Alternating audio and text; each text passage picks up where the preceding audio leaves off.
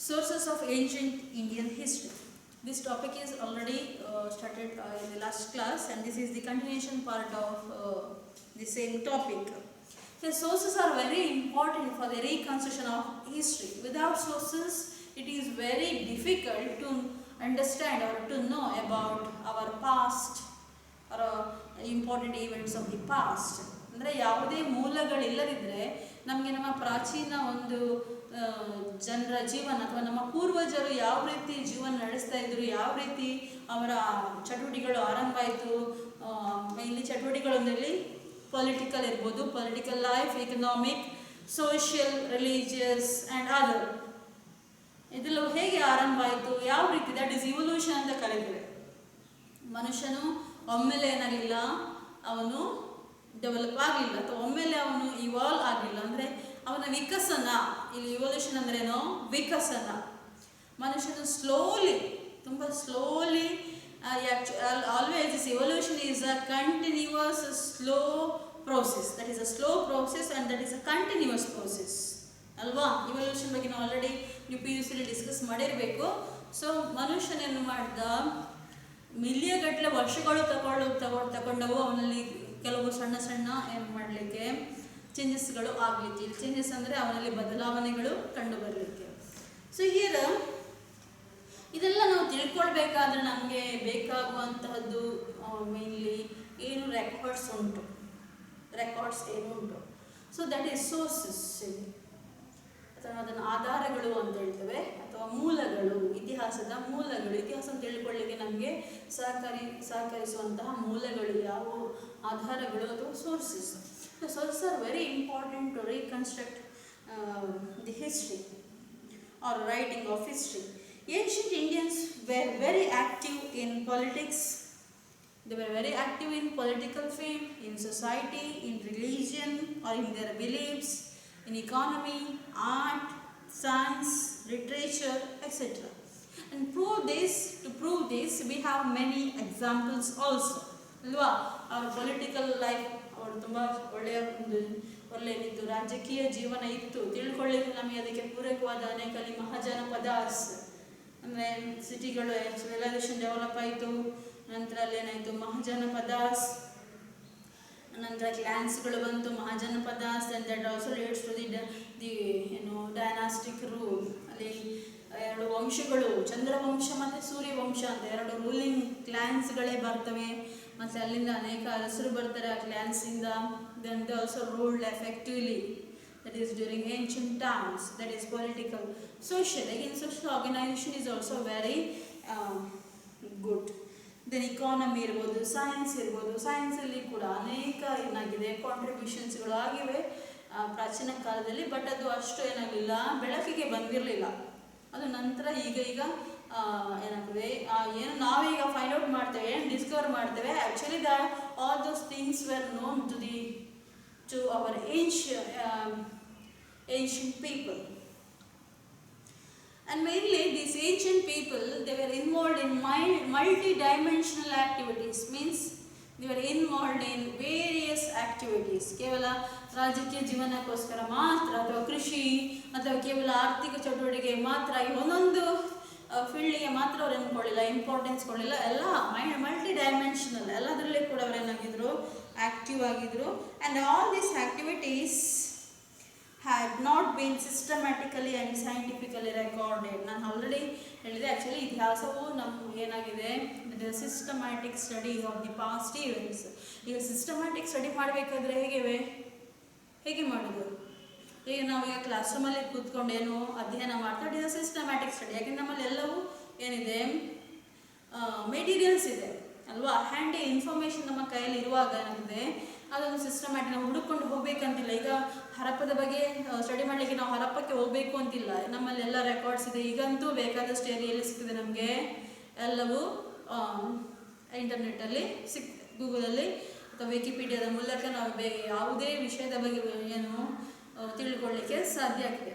But ಈ ರೀತಿ ಒಂದು ವ್ಯವಸ್ಥೆ ಇಲ್ಲದಾಗ, ಯಾವುದೇ ನಮ್ಮಲ್ಲಿ ಒಂದು ರಿಟರ್ನ್ ರೆಕಾರ್ಡ್, ಯಾವುದೇ ಒಂದು ಬುಕ್ ಇಲ್ಲದಾಗ, ಈಗ ಫಾರ್ ಎಕ್ಸಾಂಪಲ್ ಅಶೋಕನ ಬಗ್ಗೆ ಅಥವಾ ಮೌರ್ಯಾಸ್ ಬಗ್ಗೆ, ಅವ್ರ ಹರಪ್ಪನ್ ಸಿವಿಲೈಸೇಷನ್, ಅವ್ರ ವೇದಿಕ್ ಏಜ್ನ ಬಗ್ಗೆ ತಿಳ್ಕೊಳ್ಳಿಕ್ಕೆ ನಮ್ಮಲ್ಲಿ ಸಿಸ್ಟಮ್ಯಾಟಿಕ್ ರೆಕಾರ್ಡ್ಸ್ ಇಲ್ಲದಾಗ ಏನಾಗಿದೆ, ಅಲ್ಲಿ ಸೋರ್ಸಸ್ಗಳನ್ನ ಹುಡುಕಿಕೊಂಡು ಹೋಗಬೇಕು. ಸೊ ಏನಾಗಿದೆ, ಅಲ್ಲಿ ಆರ್ಕಿಯಾಲಜಿಕಲ್ ಎಕ್ಸ್ಕವೇಷನ್ಸ್ ಸ್ಟಾರ್ಟ್ ಆಗಿದೆ ಅಥವಾ ಏನು ಅವೈಲೇಬಲ್ ಲಿಟರರಿ ಸೋರ್ಸಸ್ ಇದೆ, but those literary sources are not considered as historical, but again those sources provides historical details or information. For example, Vedas. Actually Vedas are not historical documents, they are religious, but Vedas also provides us historical information, mainly about the Vedic people. They provide valuable information about Vedic people.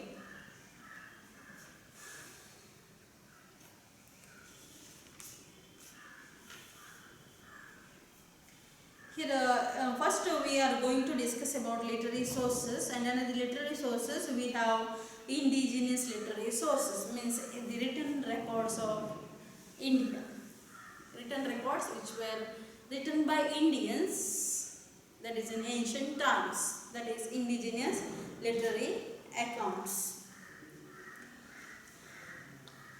Here, indigenous literary sources are the contributions of Indians only, and that is not written by any foreigners, that is written by Indians only. ಅಂದರೆ ಇಲ್ಲೇ ಇದ್ದಂತಹ ಜನರು ಏನು ಮಾಡ್ತಾರೆ, record ಮಾಡ್ತಾರೆ. ನೋಡಿ, ಈಗ ನೀವು ತಿಳ್ಕೊಂಡಿರ್ಬೋದು, ಪ್ರಾಚೀನ ಕಾಲದಲ್ಲಿ ಏನಿರಲಿಲ್ಲ, ನಾವೀಗ ಏನು ಟೈಪಿಂಗ್ ಮಾಡ್ತೇವೆ ಅಥವಾ ರೈಟಿಂಗ್ ಏನು ಶಾಯಿ ಬಳಸಿ ಬರೀತೇವೆ, ಇಂಕ್ ಬಳಸಿ, ಆ ಒಂದು ಸಿಸ್ಟಮ್ ಕೂಡ ಇರಲಿಲ್ಲ. ಹೇಗೆ ಬರೀತಿದ್ರು, ಫಸ್ಟ್ ದೇ ಸ್ಟಾರ್ಟೆಡ್ ಕಾವಿಂಗ್ಸ್, ಸ್ಟೋನ್ಸ್ ಮೇಲೆಲ್ಲ. ಸೊ ಅದಕ್ಕೆ ಇನ್ಸ್ಕ್ರಿಪ್ಷನ್ಸ್ ನೋಡಿ, ಇದೆಲ್ಲ ಹೆಚ್ಚಾಗಿ ಎಲ್ಲಿದೆ, ಸ್ಟೋನ್ಸ್ ಮೇಲೆ ಕಾವಿಂಗ್ಸ್ ಮಾಡ್ತಾರೆ, ಕೆತ್ತನೆ ಮಾಡಿ ಬರೀತಾರೆ. ಏನಾದರೂ ಇಂಪಾರ್ಟೆಂಟ್ ಒಂದು ರೆಕಾರ್ಡ್ಸ್ ಮಾಡಬೇಕು, ದಟ್ ಈಸ್. ಅಥವಾ ಕಾಯಿನ್ಸಿನ ಮುಖಾಂತರ ಕೂಡ, ಕಾಯಿನ್ಸ್ ಅಲ್ಲಿ ಕೂಡ ಕೆಲವೆಲ್ಲ ಏನು ಮಾಡ್ತಾರೆ, they minted coins and also recorded some things, mainly the name of the issuer irbodu or year, etc., like that. Some titles were minted in those coins. Here there are mainly the indigenous literary sources, mainly which belongs to the ancient period, were also discovered or found in different languages, because in India from the ancient times people were speaking various languages, various local or regional languages were existed in India from ancient times itself. Mainly in North India we have various languages, that is Kharosthi, then Pali, Brahmi, then Sanskrit. These are very prominent languages in North India. At the same time in South India we have various languages, and those languages were also called as Dravidian languages. Dravidian languages such as Kannada, Tamil, Malayalam, Telugu, like that. So all these are the Dravidian or South Indian languages.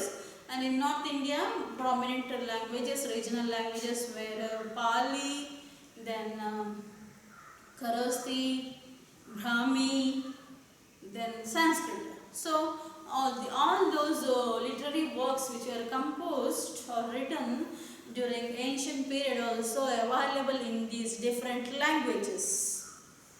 Here indigenous literary sources provide different information for the writing of history. Mainly these indigenous literary sources provides the information about the political, social, economic, then religious and other life of the people who were lived during that time. And these sources further classified as religious, non-religious and secular. I already told religious and secular or non-religious. And when we discussing about religious sources under the literary sources, that is the main classification. And again these literary sources were further divided into religious literary sources and secular literary sources. First we are going to discuss about religious literary sources. ಅಂದರೆ ಧಾರ್ಮಿಕ ಲಿಖಿತ ಆಧಾರಗಳು. ಅಲ್ಲಿ ಧಾರ್ಮಿಕ ಅಂತ ಯಾಕೆ ಅಥವಾ religious ಅಂತ ಯಾಕೆ ಹೇಳ್ತೇವೆ, ರಿಲಿಜಿಯಸ್ ಅಂದರೆ ಧಾರ್ಮಿಕ. ಯಾಕೆ ನಾವು ಇಲ್ಲಿ ಧಾರ್ಮಿಕ ಅಂತ ಹೇಳ್ತೇವೆ ಅಂದರೆ, ಈಗ ಫಾರ್ ಎಕ್ಸಾಂಪಲ್ ವೇದಾಸ್ ಇರ್ಬೋದು ಅಥವಾ ಎರಡು ಎಪಿಕ್ಸ್. ನಮ್ಮ ಪ್ರಾಚೀನ 2 ಮಹಾಕಾವ್ಯಗಳಿವೆ, ಅದನ್ನು ನಾವು ಎಪಿಕ್ಸ್ ಅಂತ ಕರಿತೇವೆ. ಅದು ಯಾವುದೆಲ್ಲ? ಮಹಾಭಾರತ ಮತ್ತು ರಾಮಾಯಣ. ಸೊ ಇದೆಲ್ಲವೂ ರಚಿಸಲ್ಪಟ್ಟದ್ದು ಜಾಸ್ತಿ ಧಾರ್ಮಿಕ ಒಂದು ಉದ್ದೇಶವನ್ನು ಇಟ್ಕೊಂಡು, ಅಥವಾ ಅದರಲ್ಲಿ ನಾವು ಜಾಸ್ತಿ ಒಂದು ಧಾರ್ಮಿಕ ಒಂದು ಇಂಪಾರ್ಟೆನ್ಸ್ ಪ್ರಯಾರಿಟಿಯನ್ನು ಕಾಣ್ತೇವೆ. ಬಟ್ ಧಾರ್ಮಿಕತೆಯ ಒಂದು ಇನ್ಫ್ಲುಯೆನ್ಸ್ ಜಾಸ್ತಿ ಇದ್ದರೂ ಕೂಡ ಈ ಎಲ್ಲ ನಮಗೆ ಆಧಾರಗಳು ಏನು, ಧಾರ್ಮಿಕ ಲಿಖಿತ ಆಧಾರಗಳು ಇತಿಹಾಸವನ್ನು ತಿಳ್ಕೊಳ್ಳಿಕ್ಕೂ ಸಹಾಯ ಮಾಡುತ್ತದೆ, ಅಥವಾ ಇತಿಹಾಸವನ್ನು ರೀಕನ್ಸ್ಟ್ರಕ್ಟ್ ಮಾಡುವಂಥ ಅಥವಾ ಇತಿಹಾಸವನ್ನು ಪುನರ್ ನಿರ್ಮಾಣ ಮಾಡುವಂತಹ ಕೆಲಸಕ್ಕೆ ಈ ಆಧಾರಗಳು ನಮಗೆ ತುಂಬ ಸಹಾಯ ಮಾಡ್ತವೆ. ಫಸ್ಟ್ ರಿಲಿಜಿಯಸ್ ಲಿಟ್ರರಿ ಸೋರ್ಸಲ್ಲಿ ವೇದಿಕ್ ಲಿಟ್ರೇಚರ್ ಫಸ್ಟ್ ಬರುವಂಥದ್ದು. ಯಾಕಂದರೆ ಲಿಟ್ರರಿಯಲ್ಲಿ ಬರವಣಿಗೆ ಲಿಖಿತ ಆಧಾರ ರೂಪದಲ್ಲಿ ಇರುವಂಥದ್ದು. ಲಿಟ್ರರಿ ಅಂದರೆ ಯಾವ ಏನಿರಬೇಕು? ರಿಟರ್ನ್ ಅಲ್ಲಿ ಇರಬೇಕು. ಅದು ತಾಳೆಗರಿಗಳಿರ್ಬೋದು, ಅಥವಾ ಯಾವುದೇ ಟೆಂಪಲ್ ವಾಲ್ ಅಥವಾ ಯಾವುದೇ ಇದರಲ್ಲಿ ಇರ್ಬೋದು, ಅದು ಲಿಖಿತ ರೂಪದಲ್ಲಿ ಇರಬೇಕು. ಬರವಣಿಗೆಯಲ್ಲಿ ಲಿಖಿತ ಅಂದ್ರೇನು? ಬರವಣಿಗೆಯ ರೂಪದಲ್ಲಿ ಇರಬೇಕಾಗ್ತದೆ. And another, when we discussing about these literary sources, religious literary sources, first we are going to know about Vedic literature. Mainly, Veda means knowledge. Veda means knowledge, which provides knowledge to us. Or that is knowledge. The Vedas, that is Vedic literature, is also called as knowledge books. Knowledge books. Vedas are 4 in number. Vedas are totally there are 4 Vedas. They are Rig Veda, Yajurveda, Samaveda, and Atharva Veda. Rig Veda, Yajurveda, Samaveda, and Atharva Veda. So these are the 4 Vedas, and these Vedas further divide into early Veda and later Vedas. Rig Veda is the earliest Veda, and this Rig Veda provides us information about the early Vedic period, means the people who were lived in that early Vedic period. That is the 2nd to 1st century BC, 2nd and 1st century BC. Then these remaining 3 Vedas, that is Yajurveda, Samaveda, and Atharva Veda, these 3 Vedas provides us valuable information about the people who lived in the later Vedic period. ನಂತರದ ವೇದಗಳ ಕಾಲ ಮತ್ತು ಆರಂಭದ ವೇದಗಳ ಕಾಲ. ಆರಂಭದ ವೇದಗಳ ಕಾಲದ ಬಗ್ಗೆ ನಮಗೆ ತಿಳಿಸಿಕೊಡುವಂಥದ್ದು ಋಗ್ವೇದ, ಮತ್ತು ನಂತರದ ವೇದಗಳ ಕಾಲ ಬಗ್ಗೆ ತಿಳಿಸಿಕೊಡುವಂಥದ್ದು 3 ವೇದಗಳು: ಯಜುರ್ವೇದ, ಸಾಮವೇದ ಮತ್ತು ಅಥರ್ವವೇದ. ಯಾಕೆಂದರೆ ಟೋಟಲ್ ವೇದಿಕ್ ಪೀರಿಯಡ್ ಅಂತ ಏನು ಹೇಳ್ತೇವೆ ನಾವು ನೋಡಿ, ಅಲ್ಲಿ ಟೋಟಲ್ 4 ವೇದಗಳು ಬರ್ತವೆ. ಸೊ ಆ 4 ವೇದಗಳನ್ನು ನಾವು ಅಲ್ಲಿ 2 ಡಿವಿಷನ್ ಮಾಡ್ತೇವೆ. ಫಸ್ಟಿಗೆ ಬರುವಂಥದ್ದು ಋಗ್ವೇದ, ಅದು ಅರ್ಲಿ ವೇದಿಕ್ ಪೀರಿಯಡ್ಗೆ ಹೋಗ್ತದೆ. ಆರಂಭದ ವೇದಗಳ ಕಾಲ ಋಗ್ವೇದ. ನಂತರದ ವೇದಗಳ ಕಾಲದಲ್ಲಿ 3 ವೇದಗಳಿವೆ. ಆ ವೇದಗಳಲ್ಲಿ ಏನೆಲ್ಲ ಕಂಟೆಂಟ್ಸ್ ಇದೆ, ಏನು ಶ್ಲೋಕದಲ್ಲಿ ಇರ್ಬೋದು, ಅಥವಾ ಬೇರೆ ಬೇರೆ ಏನು ಪ್ರೋಸ್, ಪೋಯಿಟ್ರಿ, ಲಿಟ್ರೇಚರ್ ಏನಿದೆ, ಅದೆಲ್ಲವೂ ನಮಗೆ ಲೇಟರ್ ವೇದಿಕ್ ಪೀರಿಯಡ್ನ ಬಗ್ಗೆ ತಿಳ್ಕೊಳ್ಳಿಕ್ಕೆ, ಅಂದರೆ ಅಲ್ಲಿ ಆ ಸಂದರ್ಭದಲ್ಲಿ ಜೀವಿಸಿದ್ದಂತಹ ಜನರ ಜೀವನ ಕ್ರಮ, it gives us political, social, religious, economic information about the Vedic people. Then each Veda is again divided into 4 parts. ಪ್ರತಿಯೊಂದು ವೇದವನ್ನು ನೋಡಿ, ಟೋಟಲಿ 4 ವೇದಗಳಿವೆ. ಪ್ರತಿ ವೇದದಲ್ಲಿ ಪುನಃ 4 ಅಲ್ಲಿ ಏನು ಕಾಣ್ತೇವೆ ನಾವು, ವಿಭಾಗಗಳನ್ನು ಕಾಣ್ತೇವೆ.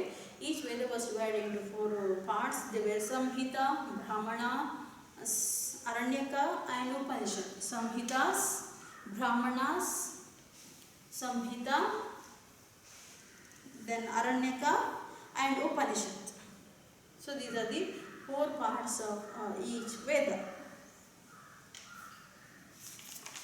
Then Vedic literature as a source of history gives information about life in parts of northwestern and northern part of India. Mainly northwestern ಅಂದರೆ ವೇದಿಕ್ ಜನರು, ವೇದಿಕ್ ಕಾಲಕ್ಕೆ ಸೇರಿದ ವೇದಗಳ ಕಾಲಕ್ಕೆ ಸೇರಿದ ಜನರು ಎಲ್ಲಿ ವಾಸವಾಗಿದ್ದರು? ನಾರ್ತ್ ಇಂಡಿಯಾದಲ್ಲಿ, ಉತ್ತರ ಭಾರತದಲ್ಲಿ.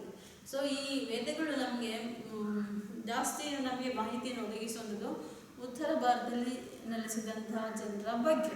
ಯಾಕಂದರೆ ನಾರ್ತ್ ವೆಸ್ಟರ್ನ್ ಪಾರ್ಟ್ ಮತ್ತು ನಾರ್ದರ್ನ್ ಇಂಡಿಯನ್ ಪಾರ್ಟ್ನ ಬಗ್ಗೆ ಮೇನ್ಲಿ ಫಸ್ಟ್ ಮತ್ತು second century B C E ಎಲ್ಲಿ ಜನಿಸಿದ ಜೀವನದ ಬಗ್ಗೆ ನಮಗೆ ತಿಳಿಸ್ಕೊಡ್ತದೆ. This Vedas gives us information about people who were lived in northern India and also north western parts of India in first and second century BCE. ಇಲ್ಲಿ ನೀವೊಂದು term ಇದೆ, that is BCE. Next CE, BC and C. BCE means before common era, CE means common era.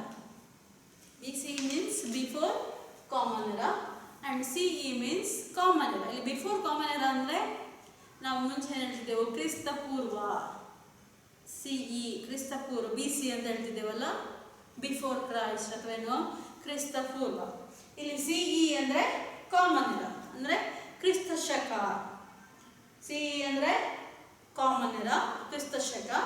BCE ಅಂದರೆ before common era ಅಂದರೆ ಕ್ರಿಸ್ತ ಪೂರ್ವ ಅಥವಾ ಇತಿಹಾಸದ ಪೂರ್ವದ ಕಾಲ ಮತ್ತು ನಂತರದ ಕಾಲ. ಈಗ ನಾವು ಆ ರೀತಿಯ ಒಂದು ಟರ್ಮ್ಸ್ ಅನ್ನು ಬಳಸ್ತೇವೆ. ಮುಂಚೆ ನಾವೇನು ಬಳಸಿದ್ದೆವು ಕ್ರಿಸ್ತ ಪೂರ್ವ ಕ್ರಿಸ್ತ ಶಕ ಅಂತ ಹೇಳ್ತಿದ್ದೆವು.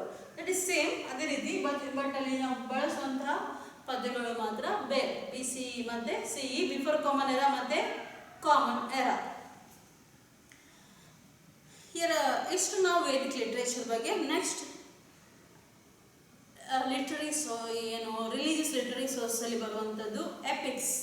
ದಿ ಎಪಿಕ್ಸ್ ಮೇನ್ಲಿ ಏನ್ಷಿಯಂಟ್ ಪೀರಿಯಡಲ್ಲಿ ರಚಿಸಲ್ಪಟ್ಟಂಥ 2 ಮಹಾಕಾವ್ಯಗಳು, ಅದು ಕೂಡ ಧಾರ್ಮಿಕ ಮಹಾಕಾವ್ಯಗಳು. ರಿಲಿಜಿಯಸ್ ಲಿಟ್ರರಿ ಸೋರ್ಸಲ್ಲಿ ಬರುವಂಥ ಮಹಾಕಾವ್ಯಗಳು ರಾಮಾಯಣ ಮತ್ತು Mahabharata.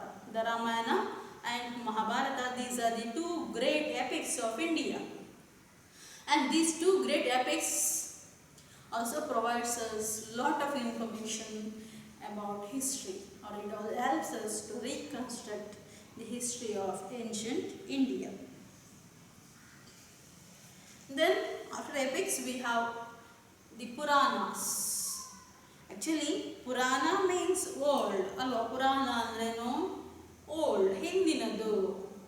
So here when we discussing about Puranas, there are totally 18 Puranas. There are totally 18 Puranas and many more sub-Puranas.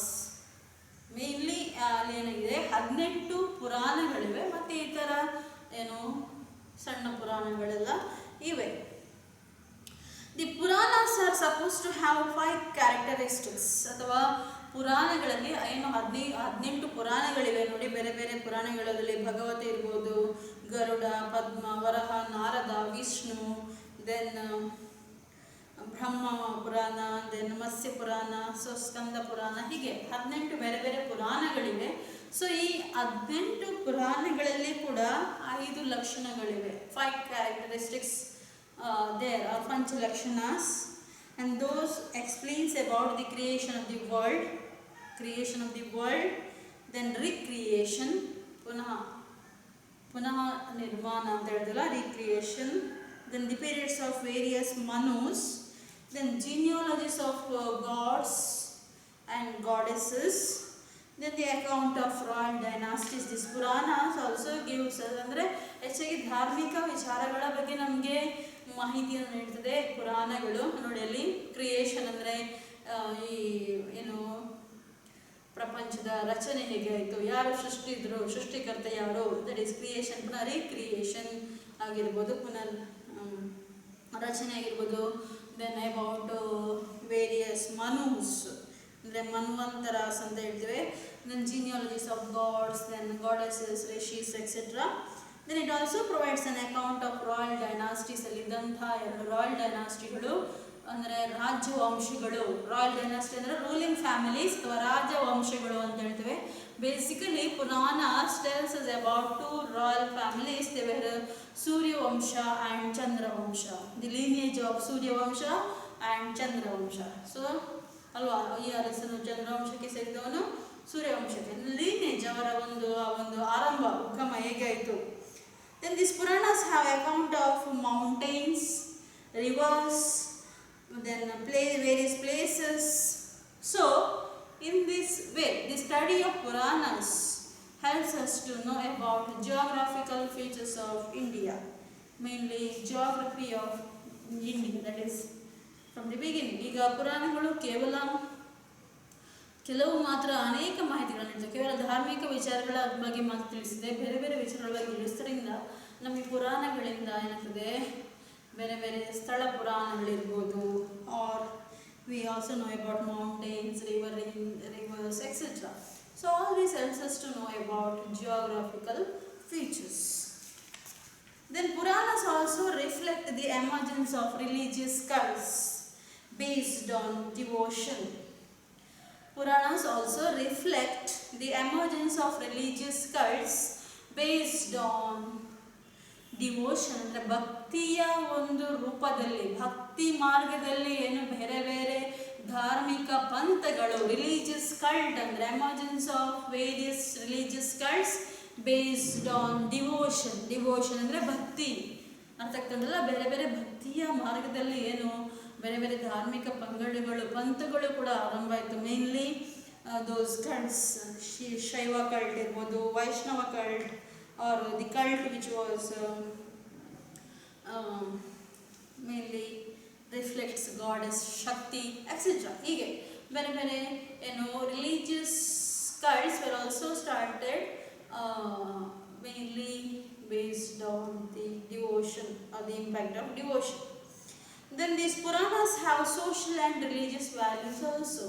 These Puranas, various 18 Puranas also teaches social and cultural values. Here values are very important to mankind ಅಲ್ವಾ. ಪ್ರತಿಯೊಬ್ಬರಿಗೆ ಏನು ಬೇಕಾಗ್ತದೆ, ಮೌಲ್ಯಗಳು. Values ಅಂದರೆ ಬೇರೆ ಬೇರೆ ಜೀವನ ಮೌಲ್ಯಗಳು ಅಂತ ಹೇಳ್ತೇವೆ, ಅದು ಅತಿ ಏನು ಇಂಪಾರ್ಟೆಂಟ್, ವೆರಿ ನೆಸಸರಿ ಅಲ್ವಾ, ಅವಶ್ಯಕ. ಸೊ ಈ ಪುರಾಣಗಳು ನಮಗೆ ಬೇರೆ ಬೇರೆ ಸಾಮಾಜಿಕ ಮತ್ತು ಸಾಂಸ್ಕೃತಿಕ ಮೌಲ್ಯಗಳನ್ನು ಕೂಡ ತಿಳಿಸಿ, ರಿಲಿಜಿಯಸ್ ಧಾರ್ಮಿಕ ಮೌಲ್ಯಗಳನ್ನು ಕೂಡ ತಿಳಿಸಿ ಕೊಡ್ತವೆ.